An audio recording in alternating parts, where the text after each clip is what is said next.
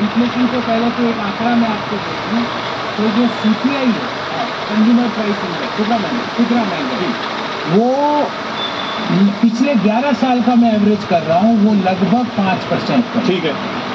और उससे पहले 50 साल का एवरेज अगर मैं कर दूं तो वो 8-7% पर है। अगर 2004 से 14 का लिखूं तो वो लगभग 8.5% है। मैं यहाँ लिख देता हूँ 2004 to 14 ये 8.5% पर थी, और 2014 से 2025 तक ये 5% के आसपास।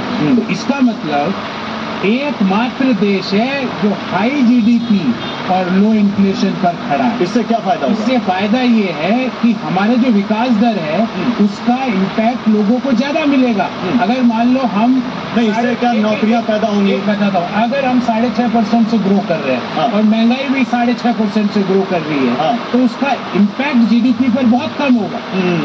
अभी महंगाई की दर GDP के विकास दर से कम है। देखिए मैं आपको और दिखाता हूँ। देखिए एक चीज यहाँ पर है, हालांकि GST का बजट से कोई लेना देना नहीं है, GST का लेना देना अलग है, लेकिन सोशल मीडिया पर लोग महंगाई तो उससे बोलती है तो क्या कहते हैं 5% GST देने के बाद दूध अगर फट जाए तो GST के पैसे रिफंड होंगे। तो उसमें CA जवाब देता है रिफंड का तो पता नहीं, लेकिन अगर उस फटे हुए दूध से आपने पनीर बना लिया तो GST देना पड़ेगा, यानी महंगाई बढ़ जाएगी आपकी। ठीक है, जैसा आपने बताया GST का निर्णय पूरा GST काउंसिल के हाथ में है। GST काउंसिल में महंगाई को तो इफेक्ट करता है। तमाम राज्यों के वित्त मंत्री और देश की वित्त मंत्री सब मेंबर होते हैं, वो मिलकर निर्णय लेते हैं। मैं एज ए अर्थशास्त्री ये मानता हूँ कि GST में रेट रैशनलाइजेशन की जरूरत है। मैं एज ए अर्थशास्त्री मानता हूँ कि अभी 5 GST की दरें हैं, उन 5 को कम करके 3 दरों पे GST को लाने की बड़ी बात कह रहे हैं प्रोफेसर गौरव वल्लभ कि GST को भी रैशनलाइज करना चाहिए। GST से जुड़ा अगला सवाल भी, लेकिन आप लोगों के मन में कोई सवाल है? हाँ बताइए, क्या पूछना चाहते हैं आज हमारे जो गेस्ट हैं प्रोफेसर गौरव वल्लभ से, बजट से जुड़ा क्या सवाल, जल्दी पूछिए। सर मेरा क्वेश्चन सर से, जैसे हम युवा और विद्यार्थी बैठे हैं तो हम बजट में युवा और विद्यार्थी के लिए क्या है जिससे हम ये समझ सकें बजट हमारे लिए भी है। नहीं वो तो कल आएगा बजट तो बताएंगे, लेकिन बजट में क्या हो सकता है प्रोफेसर बताइए। और अगला सवाल भी इन्हीं के सवाल से जुड़ा हुआ है जो हमारे यहाँ पर यहाँ पर स्टूडियो में जो एक यहाँ पे बैठे हुए हैं शख्स, बजट से नौकरियां बढ़ेंगी या नहीं। देखिए अभी ये सब पढ़ रहे हैं, MBA कर रहे हैं, ग्रेजुएशन कर रहे हैं, तो इनका अगला लक्ष्य यही होगा तो उनकी अच्छी नौकरी मिलने जा रहा हूँ और उसका कारण मैं इनकम टैक्स में भी जवाब दिया, दरें घटेंगी और नौकरियां बढ़ेंगी। कैसे बढ़ेगी वो भी बता रहा हूँ।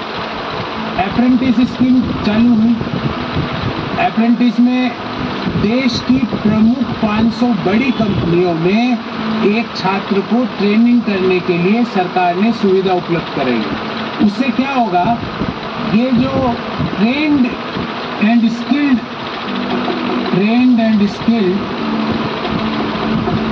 यूथ है,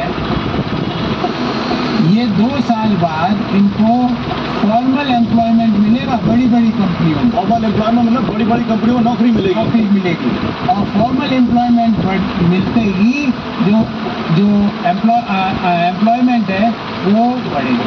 नहीं, लेकिन प्रोफेसर गौरव वल्लभ आप तो बजट की भविष्यवाणी कर रहे हैं ना आर्थिक सर्वेक्षण देख के, तो इस बार के बजट में क्या होगा? मैं नौकरियां बढ़ाने के लिए क्या होगा? नौकरियां बढ़ाने के लिए जो सेक्टर है जो मैं लिख रहा हूँ, एक्सपोर्ट ओरिएंटेड MSMEs पर कुछ ना कुछ बड़ा इनको फंड मिलने पर कुछ ना कुछ बड़ी घोषणा होगी। अच्छा ये देखिए MSME तो आप समझते होंगे, लेकिन फिर भी बता दें medium small and micro small and medium industry, जो लघु उद्योग जो जिनको कहते हैं, जो देश में सबसे ज्यादा प्राइवेट नौकरियां यही सेक्टर देता है। तो आप कह रहे हैं कि इस सेक्टर को सरकार और ज्यादा कीमत देगी। एक्सपोर्ट ओरिएंटेड MSMEs की हैंड होल्डिंग होगी कल बजट में।